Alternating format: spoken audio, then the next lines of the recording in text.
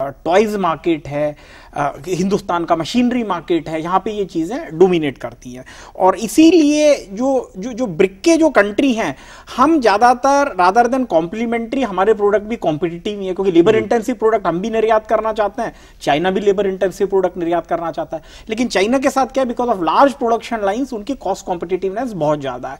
So there are opportunities जहां पे हम एक कॉम्प्लीमेंटरिटी की बात हम कर सकें, कॉम्प्लीमेंटरिटी फाइंड आउट कर सकें। और वैसे देखा जाए तो अब स्पेशली ये ब्रिक कंट्री एक बाजार भी प्रदान करते हैं स्पेशली विकसित देशों को, क्योंकि आप देखिए जैसे अमेरिका को देखिए या यूरोप को देखिए, जब 3% की ग्रोथ है या 2% की ग्रोथ है या 1% की ग्रोथ है, अभी वो उनकी इकोनॉमी सस्टेन ही नहीं कर सकती जब तक अमेरिका या यूरोप बाहर के बाजारों में एक्सपोर्ट ना करें।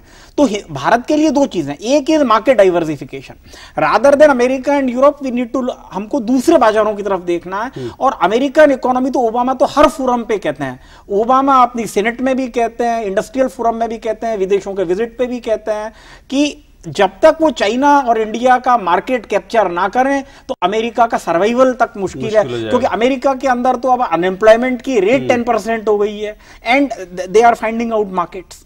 तो ये इस तरह से बहुत ही महत्वपूर्ण चीज है। अब जैसे आप ब्राजील को देखिए, ब्राजील अगर चाइना गया है तो इसके उनका एक बहुत ही महत्वपूर्ण मुद्दा ये है कि वो अपने जेट एयरक्राफ्ट बेच सकें या अपने मार्कोपोलो काइंड ऑफ की जो है ना बस बेच सकें या हाई मशीनरी बेच सकें, इस तरह का। अच्छा, इसलिए चाइना का इम्बैलेंस बहुत ही क्रिटिकल इशू है सारे देशों के लिए। पर भारत का जो ट्रेड इम्बैलेंस है चीन के साथ, जिसके ऊपर वाणिज्य मंत्री ने भी कहा, क्या उसके बारे में भी आपको लगता है इस सम्मेलन में हम कोई रास्ता निकाल सकते हैं, हम इस मुद्दे पर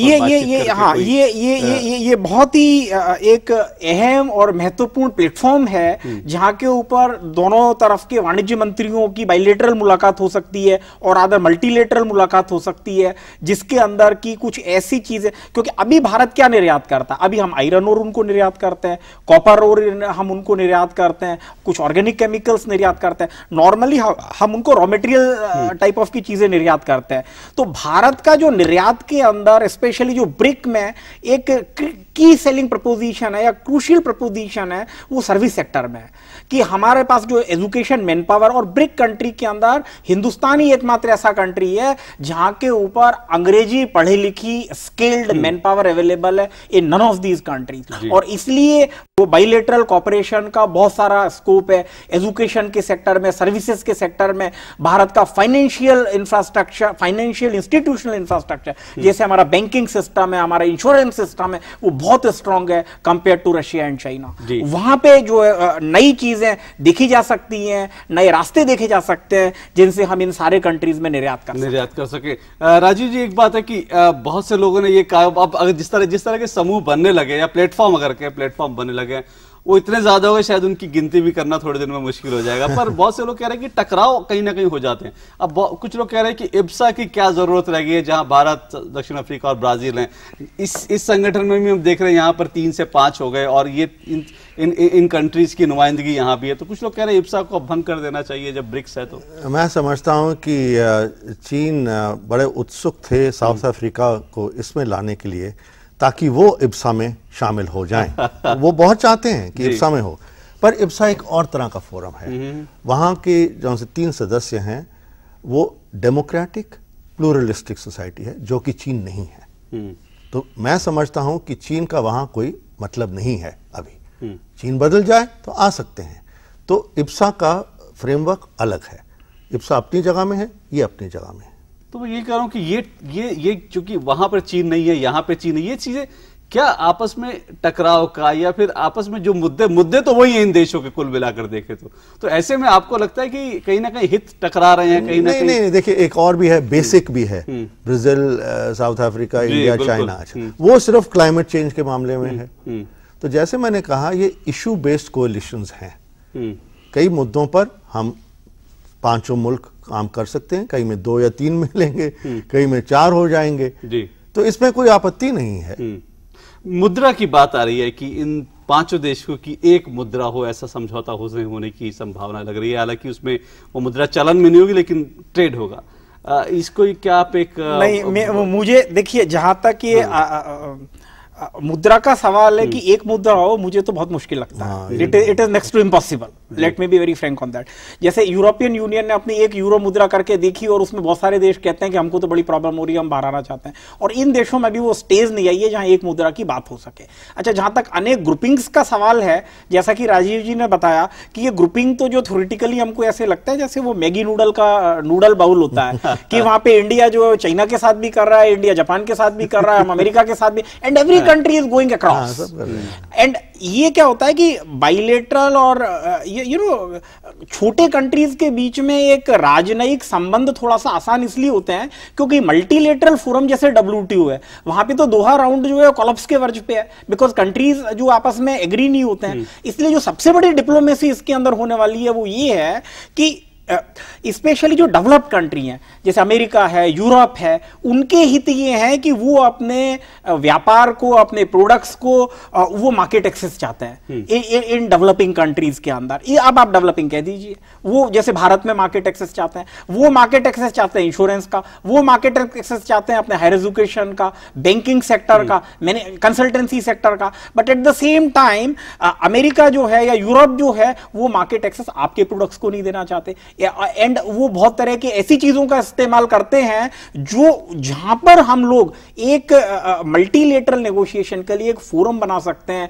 एंड यू नो हम एक दबाव कर सकते हैं। ये हमारे कॉमन मुद्दे हैं जो इस फोरम के ऊपर निश्चित रूप से डिस्कस किया जाएगा। जी, क्या मुद्रा का जो बात है कि मुद्रा की बात नहीं हो सकता, जो डॉक्टर जोशी कह रहे हैं, क्या इसके पीछे भी आप राजनीतिक कारण ज्यादा देखते हैं? क्योंकि चीन जो अपनी मुद्रा को जिस तरह से डोमिनेट करने की लगातार कोशिश कर रहा है, पर क्या आप अपना पैसा चाइनीज युआन में रखेंगे? जी, उधर कोई ट्रांसपेरेंसी नहीं है, कोई कैपिटल कंट्रोल्स हैं, तो युआन कोई इंटरनेशनल करेंसी नहीं बनने वाला। चीन भी अपने पैसे कहां US ट्रेजरी बॉन्ड में रखते हैं। अगर उनको अपनी मुद्रा का इतना शौक है तो अपने देश में रखें। इंटरनेशनल कॉन्फिडेंस तो नहीं है ना चाइनीज युआन में जी, वो तो सिर्फ US डॉलर में है। क्यों है? क्योंकि ओपन इकोनॉमी है, सिस्टम्स हैं, और लोगों को कॉन्फिडेंस है कि कुछ भी हो हमारा पैसा ठीक है। वो थोड़ा सा चेंज हो रहा है, यूरो आया है, येन है, इधर उधर थोड़ा बहुत चलता है, पर अभी भी seeing the size of the US economy, the openness of the US economy, the systems in place, legal system, ये वो सब देखते हुए तो लोग अपना पैसा इन्हीं 4 से 5 साल में इन देशों की इकोनॉमी जो है अमेरिका से ज्यादा हो जाएगी, बड़ी हो जाएगी। नहीं, इतनी जल्दी नहीं होने वाली इकोनॉमी, इतनी जल्दी। आप सहमत हैं इससे? इतनी जल्दी नहीं, देखिए दो चीजें, एक तो ये कि एक तो क्या करेंसी जो है ना फ्री फ्लोटिंग करेंसी होती है। फ्री फ्लोटिंग मतलब जिसके अंदर मार्केट फोर्सेस कंट्रोल करते हैं, और ये रशिया और चाइना में तो नहीं है। आप बीजिंग से आई है, मॉस्को से आई है, तो अगर वो करेंसी आपके पास भारत में आ गई या कहीं और चली गई तो आप इट्स वो तो मेरे ख्याल से किसी काम की नहीं है। तो इस स्टेज पे करेंसी बदलना मुश्किल है। अच्छा, जहां तक एस्टीमेट है कि 5 साल में हो जाएगा, 10 साल में हो जाएगा, ये सारे एस्टीमेट है, और ये एस्टीमेट कभी सही हुए ऐसा कतई नहीं लगता। तो आप बिल्कुल इन डेटा पे मत जाइए, आप वास्तव में देखिए क्या हो रहा है। देखिए, मोटी बात ये है कि ये जो सा वर्ल्ड ऑर्डर बदल रहा है, और पश्चिम मुल्क, अमेरिका और बाकी सारे मुल्क वो चाहते हैं कि वही डोमिनेट करते रहें, कि जो उन्होंने वर्ल्ड ऑर्डर बनाया है, जो नियम उन्होंने बनाए हैं, उन्हीं पर दुनिया चले, उसके अनुसार सब हो। और वो चाहते हैं कि बाकी जौन से मुल्क हैं उनमें स्टेक होल्डर बन जाए। अब स्टेक होल्डर तो हमें तब बनना चाहिए अगर हमें कोई फायदा हो। बिल्कुल। अब हमें तो UN सिक्योरिटी काउंसिल में नहीं रखा, हमें तो अभी डिस्क्रिमिनेशन करते हैं NPT में वगैरह, IMF और वर्ल्ड बैंक में, हमारा IMF में हमारा वोटिंग राइट बहुत कम है।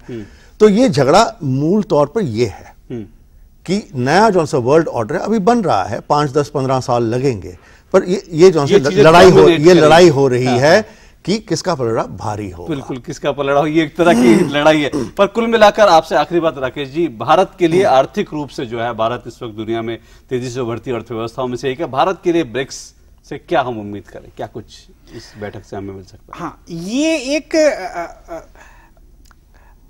अनेक देशों की जिनकी बहुत सारी कॉम्प्लीमेंटरिटी हैं और स्पेशली जो वेस्टर्न मार्केट का एक नजरिया हमारे बाजारों की तरफ है, उसको खोलने के संबंध में लो या ट्रेड बैरियर के संबंध में लो, तो उसके संबंध में हम सारे देश एक फोरम बना सकते हैं। इस फोरम के जरिए हम दूसरे देशों को इन्फ्लुएंस करके WTO में भी एक ग्रुप बना सकते हैं। उसके जरिए हम WTO फोरम्स के ऊपर या अन्य अंतरराष्ट्रीय फोरम्स के ऊपर विकसित देशों पे थोड़ा सा दबाव क्रिएट कर सकते हैं और हम कुछ कॉम्प्लीमेंट्री फाइंड आउट करने का प्रयास कर सकते हैं, जिससे सारे लोग अगर मिलकर करेंगे कि unity really has got a strength.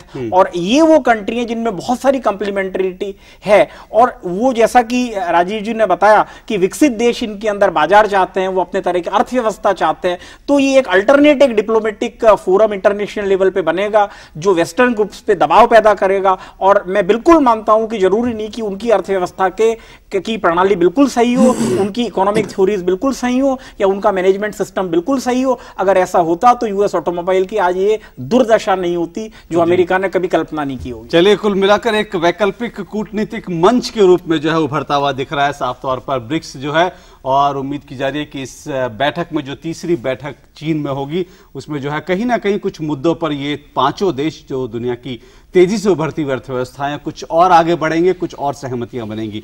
इन्हीं शब्दों के साथ आप दोनों यहां पर आए, चर्चा में शिरकत की बहुत बहुत आपका शुक्रिया। चर्चा में आज बस इतना ही, आपसे फिर मुलाकात होगी। फिलहाल इजाजत दीजिए, नमस्कार।